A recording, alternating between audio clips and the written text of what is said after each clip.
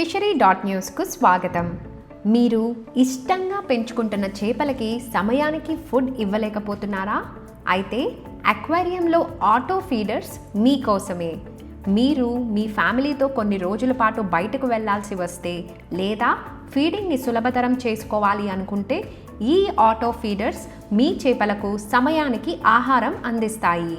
ఈ ఫీడర్లు మీకు ఫీడ్ వేసే ప్రక్రియని ప్రోగ్రామ్ చేసి ఫీడ్ను సరైన సమయానికి అందించే వీలును కల్పిస్తాయి. ఫీడర్ ఎంపిక చేసేటప్పుడు ఆహార రకం, పెల్లెట్స్ లేదా ఫ్లేక్స్ మరియు చేపల పరిమాణం చూసి సరైన ఫీడర్ను ఎంచుకోవడం ముఖ్యం.